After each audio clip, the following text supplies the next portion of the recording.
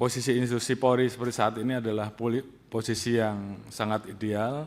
Saya anggap meletakkan Polri di bawah kementerian sama saja melemahkan institusi Polri, melemahkan negara, dan melemahkan presiden.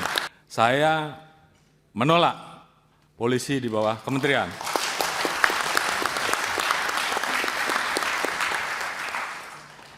Dan kalaupun saya yang menjadi Menteri Kepolisian, saya lebih baik menjadi petani saja. Seluruh jajaran laksanakan ini, perjuangkan sampai titik darah penghabisan. Terima kasih. Pak Kapolri, waktu kita ini benar-benar mepet, tinggal 16 menit Pak. Kami minta Bapak, nanti tim Bapak siapkan jawaban tertulis, tapi Bapak closing statement aja Pak, atau satu dua yang ingin Bapak sampaikan. Karena tradisi kita ini selalu on time Pak, selama Komisi 3 periode ini, jam 13 kami ada rapat dengan Mahkamah Agung dengan KY Pak. Jadi kita nanti perlu waktu mungkin 6 menit membaca kesimpulan. Pak Kapolri silakan gunakan sisanya sekitar 10 menit. Silakan Pak. Baik.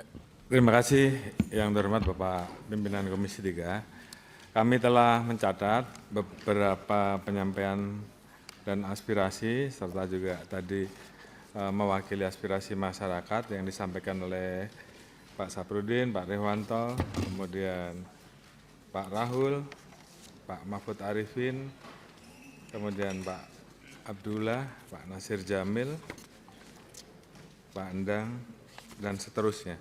Pada prinsipnya yang pertama, kami berterima kasih bahwa kami mendapatkan kesempatan untuk bicara pada hari ini untuk menjelaskan terkait dengan beberapa agenda kerja kami yang selama ini telah kami laksanakan dan bisa kami laporkan secara langsung kepada Komisi 3 selaku pengawas dan mitra kami di dalam bidang-bidang pekerjaan kami. Itu yang pertama. Yang kedua, tadi secara umum kami mencatat bahwa ada beberapa upaya untuk melakukan perbaikan khususnya terhadap masalah pelayanan dan kultural, khususnya terkait dengan pelanggaran-pelanggaran yang juga tentunya berdampak pada pengawasan.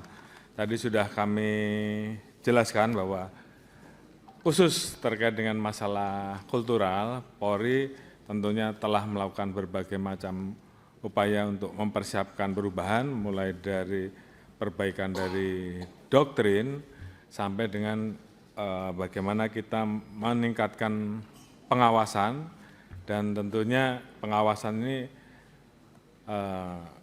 tidak hanya sekedar pengawasan yang melekat saja, namun juga disertai dengan adanya sanksi.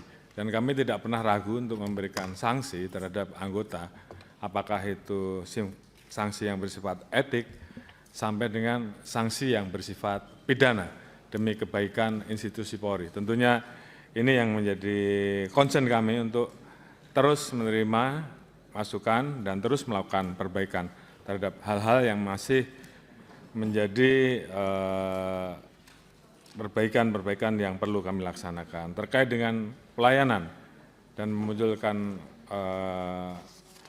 postur Polri yang tegas dan humanis, terima kasih. Tadi kami juga banyak mendapatkan masukan. Tentunya kami akan terus mencoba untuk bisa mendengar, melayani khususnya teman-teman yang menyampaikan pendapat, menyampaikan tugas-tugasnya selaku aktivis-aktivis, sehingga kemudian suara itu terdengar sampai dan deliver. Oleh karena itu kami juga membantu, memfasilitasi untuk menghubungkan sehingga kemudian semua dialog tersebut, semua aspirasi itu bisa sampai. Dan itu yang menjadi salah satu yang kita lakukan tanpa harus terjadi peristiwa rusuh. Karena memang kita ingin bahwa apa yang disampaikan itu bisa tersampaikan dengan baik. Tindakan penegakan hukum tentu kita lakukan secara terukur terhadap tindakan-tindakan anarkis maupun yang bersifat rusuh dan merugikan fasilitas publik ataupun menimbulkan dampak munculnya korban jiwa. Kemudian terkait dengan Direktorat PPA dan TPPO, kami laporkan bahwa memang saat ini kami baru saja melonsing, sehingga tentunya perlu banyak upaya-upaya perbaikan terhadap Direktorat PPA dan BPO. Namun demikian tadi yang disampaikan oleh Ibu Melty terkait dengan banyaknya penyelundupan di wilayah-wilayah kontinental, karena di sini semua para Kapolda dan pejabat utama hadir, tentunya sudah mendengar langsung dan saya minta untuk bisa segera ditindaklanjuti sehingga apa yang menjadi keluhan karena sudah didengar oleh para PJU dan para Kapolda tentunya bisa dilakukan perbaikan. Terkait dengan beberapa pertanyaan, apakah tadi Pak Beni kalau tidak salah ada beberapa pertanyaan, apakah perlu ada perbaikan terkait dengan penambahan pengawasan eksternal? Prinsipnya Polri ini terbuka. Tadi kami sudah sampaikan bahwa kami sampai membuka ruang pengaduan, baik melalui medsos, QR Code. Kalau Bapak Ibu mungkin masuk ke hotel, di situ ada QR Code-nya Propam, sehingga masyarakat bisa melapor setiap saat terkait dengan pelanggaran yang terjadi. Dan kita ada whistleblower system, artinya orang yang memberikan laporan itu kita lindungi. Itu bagian dari upaya kita untuk terus melakukan perbaikan terhadap institusi Polri. Tentunya terhadap hal-hal yang masih kurang, kami justru ingin mendapatkan masukan, dan itu adalah salah satu media yang bisa diberikan masukan untuk kemudian kita bisa lakukan evaluasi. Pengawas eksternal kami tetap membuka ruang, karena memang kita ingin bahwa Polri ini betul-betul menjadi institusi yang tidak anti kritik, institusi yang terus melakukan perbaikan, baik di sisi reformasi, di bidang kultural dan sebagainya. Terus kemudian tadi ada pertanyaan terkait dengan komite internal dan komite percepatan reformasi yang dibentuk oleh Pak Presiden. Sebenarnya ini sudah berkali-kali kami sampaikan, baik oleh kami sendiri maupun oleh komite reformasi, bahwa komisi internal ini sifatnya adalah bagian dari respon cepat untuk menindaklanjuti temuan-temuan yang ditemukan, yang dikumpulkan pada saat Komisi Reformasi melakukan mengumpulkan partisipasi publik terhadap hal-hal yang bisa langsung dieksekusi, karena itu menyangkut aspek instrumental, aspek kultural maupun perbaikan-perbaikan, maka kita langsung melakukan perbaikan sehingga tidak perlu menunggu waktu yang terlalu lama. Kemudian yang terakhir yang menjadi concern rekan-rekan tentunya terkait dengan posisi institusi Polri. Tentunya kami sangat berterima kasih atas dukungan dari seluruh mitra yang menempatkan Polri tetap di bawah Presiden, karena ini adalah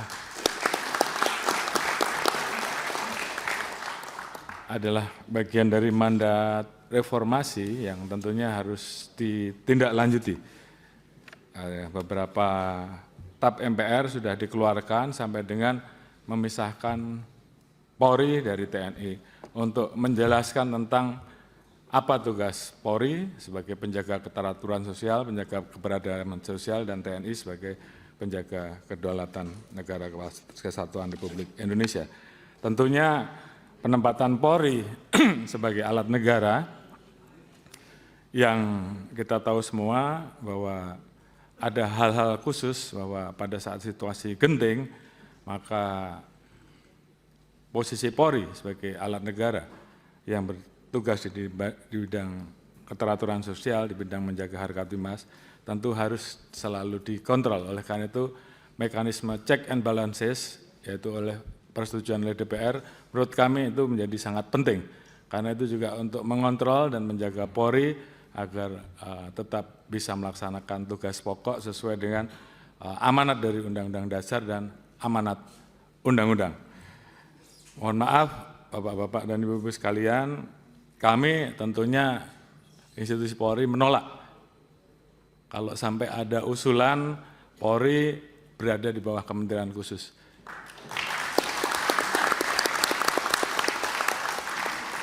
Karena bagi kami, posisi institusi Polri seperti saat ini adalah posisi yang sangat ideal. Kita bisa menjadi alat negara yang betul-betul memberikan pelayanan kepada masyarakat di bidang Harkamtibmas, di bidang hukum, di bidang pelindungan, pelayanan dan pelayanan. Di satu sisi kita betul-betul bisa berada langsung di bawah Bapak Presiden, sehingga pada saat Presiden membutuhkan kami, maka kami bisa bergerak tanpa harus ada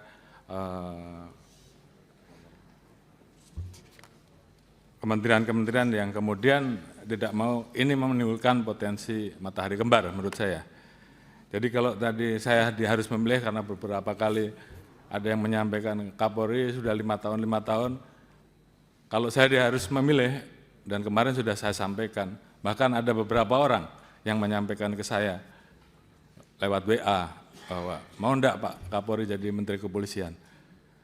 Dalam hal ini saya tegaskan bahwa di hadapan Bapak-bapak dan Ibu-ibu sekalian dan seluruh jajaran bahwa saya menolak polisi di bawah kementerian.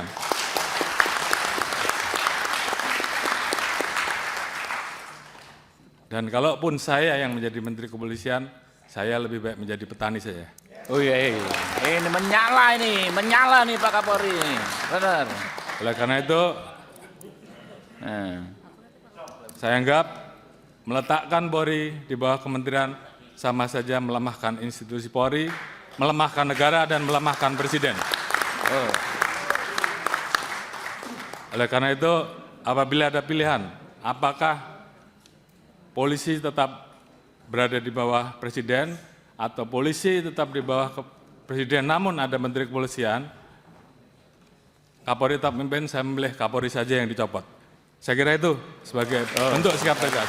Dan saya minta seluruh jajaran laksanakan ini. Perjuangkan sampai titik darah penghabisan. Terima kasih. Luar biasa. Stay updated. Info terkini masih banyak. Jangan lupa subscribe, like, dan share YouTube official OKZone. Dan selengkapnya ada di okezone.com.